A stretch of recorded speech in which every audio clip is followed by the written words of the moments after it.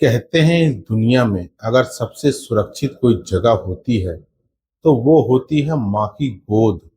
लेकिन सोचिए, अगर वही माँ अपने ही बच्चे की मौत की वजह बन जाए, क्या मजबूरी इतनी बड़ी हो सकती है कि एक माँ अपने 8 साल की बच्ची को अपने रास्ते से ही हटा दे। ये कहानी सिर्फ एक हत्या की नहीं है, ये कहानी है रिश्तों की गिरती कीमत की, स्वार्थ की और उस सोच की जहां ममता भी हार गई। नमस्कार, मेरा नाम है जावेद अख्तर और आप देख रहे हैं क्राइम तक सफर। तो इस सच्ची घटना की शुरुआत होती है मध्य प्रदेश के नर्मदापुरम से। एक साधारण सा शहर जहां एक छोटा सा परिवार अपनी छोटी छोटी खुशियों के साथ रहता था। इस परिवार में थे अंजू राजपूत, उनके पति और उनकी 8 साल की मासूम बेटी युविका। जिंदगी बिल्कुल सामान्य थी। अंजू के पति एग्रीकल्चर डिपार्टमेंट में सरकारी नौकरी कर रहे थे और घर में किसी भी चीज की कोई कमी नहीं थी। लेकिन कहते हैं ना, कभी कभी जिंदगी बिना चेतावनी के सब कुछ छीन लेती है। एक दिन अचानक से अंजू के पति की तबीयत बहुत ज्यादा खराब होती है और उन्हें देखते देखते वो इस दुनिया को अलविदा कह देते हैं। अब घर में सिर्फ मातम छा जाता है। अंजू और उसकी छोटी सी बेटी दोनों के सिर पर सहारा छिन जाता है। वो वक्त उन दोनों के लिए किसी तूफान से कम नहीं था। दिन बीतते हैं, आंसू भी धीरे धीरे कम होते हैं और जिंदगी फिर से पटरी पर लौटने लगती है। सरकार की तरफ से अंजू को उसकी पति की जगह एग्रीकल्चर डिपार्टमेंट में अनुकंपा नौकरी मिल जाती है। अब घर फिर से संभलने लगता है। पैसों की दिक्कत खत्म हो जाती है। बाहर से सब कुछ ठीक चल रहा था और घर में अब सब कुछ ठीक था। पैसों की दिक्कत खत्म हो जाती है क्योंकि अंजू अब ठीक ठाक कमाने लगती है, उसे सैलरी भी अच्छी मिलने लगती है।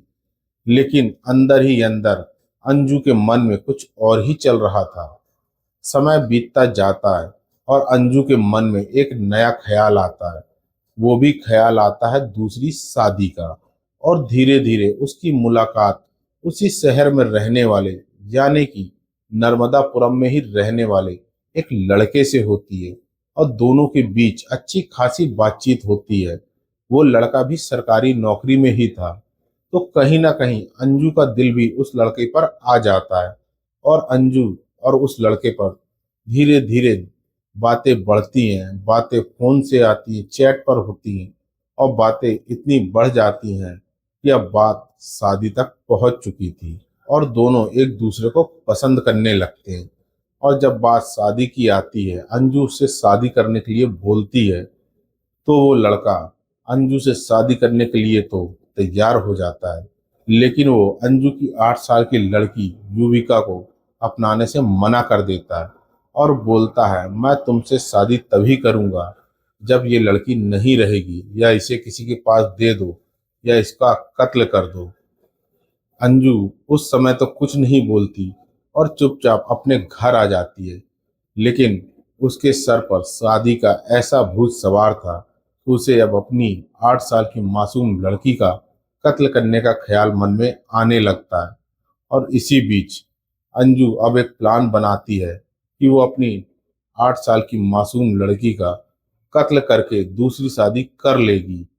और इसीलिए वो अपनी लड़की को तैयार करके नर्मदापुरम के रेलवे स्टेशन पर लेकर जाती है, जहां उसे उसका कत्ल करना था।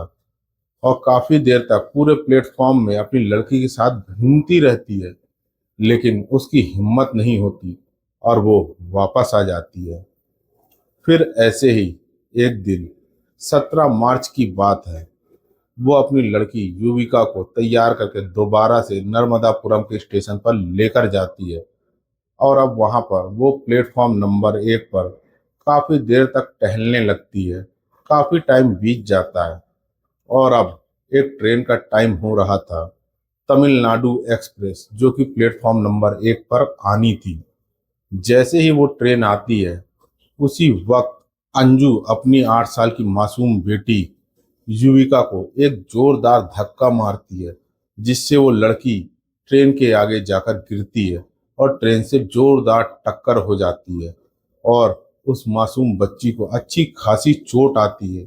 उसको फौरन ही जीआरपी वाले हॉस्पिटल लेकर जाते हैं, लेकिन नर्मदापुरम के अस्पताल में सुविधाएं नहीं होने के कारण वो युविका को भोपाल के लिए रेफर कर देते हैं। और अब भोपाल हॉस्पिटल में जाने के बाद लगभग 13 दिनों तक उस मासूम बच्ची का इलाज चलता है और इलाज के दौरान ही लगभग 13 दिनों के बाद 30 मार्च 2026 को ही युविका भोपाल के हॉस्पिटल में दम तोड़ देती है और उसकी मृत्यु हो जाती है।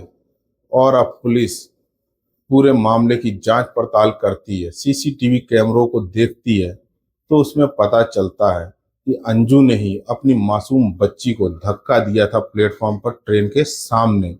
और पुलिस अब अंजू को गिरफ्तार कर लेती है और गिरफ्तार करने के बाद जब उससे सख्ती से पूछताछ की जाती है तो दोस्तों वो एक ऐसा खुलासा करती है जिसको सुनने के बाद हर कोई हैरान रह जाता है। वो बताती है कि उसे दूसरी शादी करना था, इसलिए वो अपनी मासूम बच्ची को रास्ते से हटाना चाहती थी जो उसकी शादी पर रोड़ा बन रही थी। इसलिए वो अपनी लड़की को प्लेटफॉर्म में ले जाकर ट्रेन के सामने धक्का मार देती है और उसकी मौत हो जाती है। पुलिस ने उसे कोर्ट में पेश किया और कोर्ट से ही उसे जेल भेज देती है। जिस माँ की गोद बच्चे के लिए जन्नत होती है, अगर वही माँ अपने ही बच्चे की जिंदगी छीन ले तो फिर इस दुनिया से रिश्तों का मतलब ही क्या रह जाएगा। दोस्तों, ये सच्ची घटना आपको पसंद आई हो तो वीडियो को लाइक करना और चैनल को सब्सक्राइब करना बिल्कुल ना भूलें। इसी तरह की सच्ची घटना के साथ कल मुलाकात होगी रात के 9 बजे।